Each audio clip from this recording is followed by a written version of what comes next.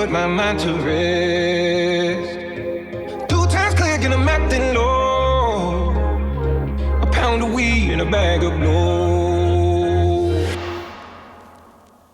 What I think is really important is that Avicii's death has not been for nothing, and I feel it opened up an instant gateway for us DJs to talk about our mental health and to be very open about mental health in general, and that if you meet people and you see they're not doing well, to be able to speak up and to talk about it and to have compassion, trying to function still while you still do shows back to back to back worldwide is tough, and we have nothing to complain. I mean, we are living the dream, absolutely, but there's a darker side to it, and you can see it in Avicii's documentary. Stress is something we really need to be aware of and just keep that conversation open.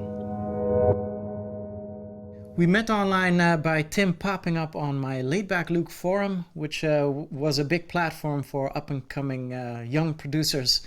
And back in the day, he needed someone to listen to his music.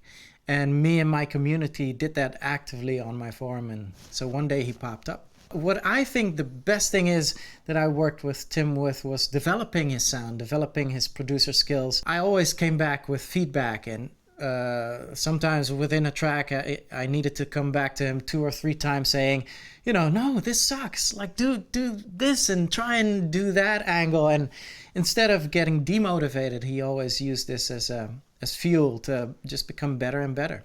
I think Tim's greatest gift as a musician was his melodies. When he started doing the really melodical things, those melodies just caught on and influenced so many people in the rest of the world. These melodies still hold a ton of emotion, and as a musician, when you can grasp that, that's golden. This is the guy who I sent demos to.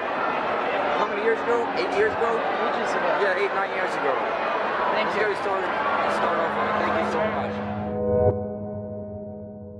I only recently found out that Avicii was going to release new music, which I'm very grateful for.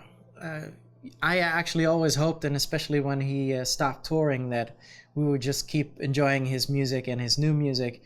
I'm super honored to be able to remix SOS officially. I was actually planning on making a bootleg for it to be able to play it in my sets properly, but then I got the request in to do the remix for it, and it's been an emotional ride, I must say.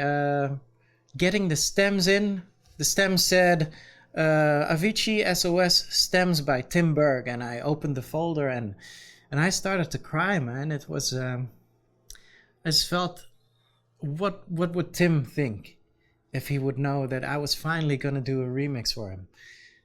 So it was tough, an emotional ride, and I made a tribute remix. So it's not really even a Laid Back Luke remix. I tried capturing the Levels vibe and My Feelings for You vibe in there, and I actually stole or used Avicii Levels' kick drum in there as a tribute. So it's purely a tribute remix, and I hope people will get the Avicii feels for it. What Tim would think about the remix. It's a tough question, because I do felt he was semi-watching over my shoulder while doing it, and it's been an emotional ride for me, this remix, but I think he would be very happy. And yeah, I think he would be very pleased to have me on this package, and the honor is all mine. I've always wanted to work with him. We did in the beginning, then we lost touch, and now we're back postpartum. I'm super grateful to be a part of it, and I hope people will keep on enjoying his music. Can you hear me? SOS.